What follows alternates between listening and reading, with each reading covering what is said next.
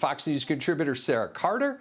She was reporting from East Palestine earlier this week, and Fox News legal analyst Gregg Jarrett. Sarah, let's talk to you.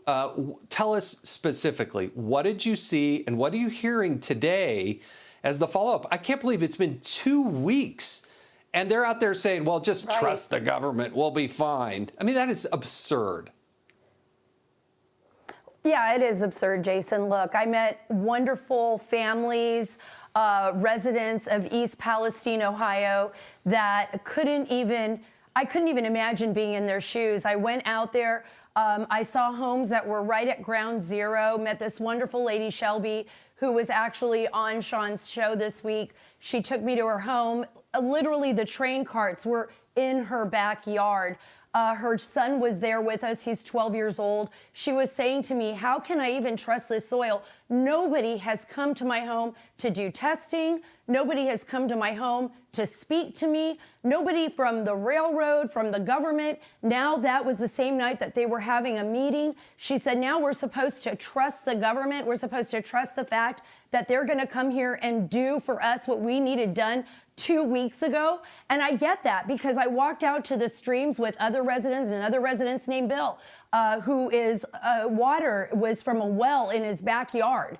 And actually the stream that was running through East Palestine that he took me to off of 170 was filled, listen to this, Jason, with dead fish. There were fish dead everywhere, and it was recent. It wasn't like fish that had been there 2 weeks ago. You could tell that these fish were they had recently died and moved downstream. Frogs, other animals that were in the stream, other little critters that lived in the stream like crawfish and snails, all dead along the stream.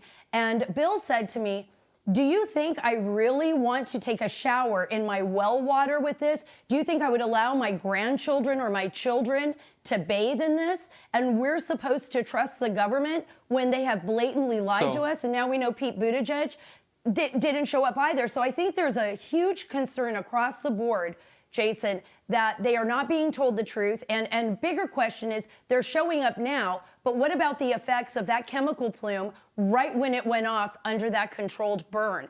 And that's something, I mean, are they going to have medical doctors testing everyone? That's another issue. Yeah, according to the Associated Press, one of the articles I read, Greg, the Ohio Department of Natural Resources is estimating there were 3,500 dead fish in the streams nearby. Yeah.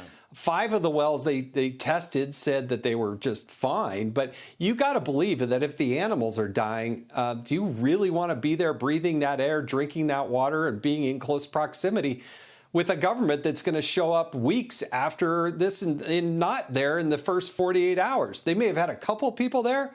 Yeah. But the Department of Transportation is supposed to be there. And then government makes the decision, hey, let's burn this stuff. You know, let's throw it up in the air. That'll be good. That'll make it safer.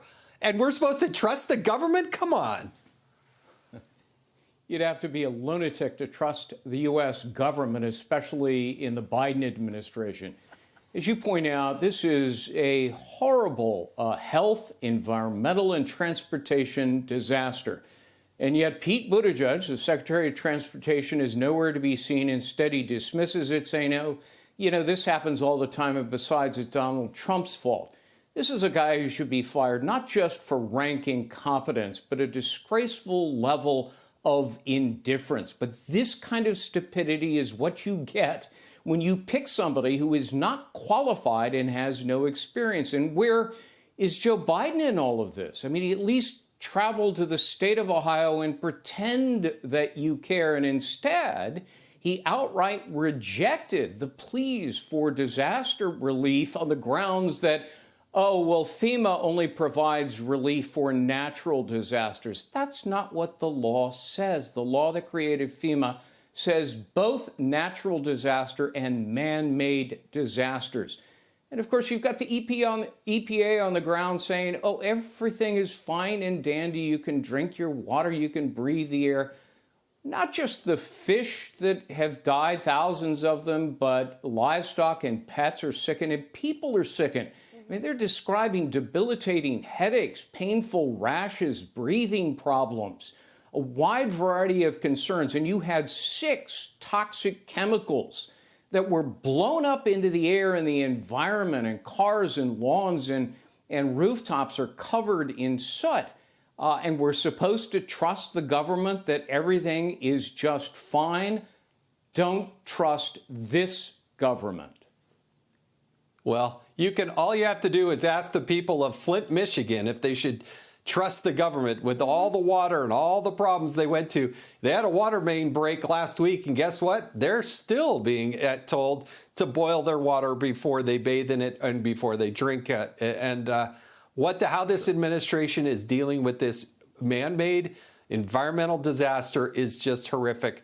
Sarah, Greg, thank you for joining us on Hannity tonight.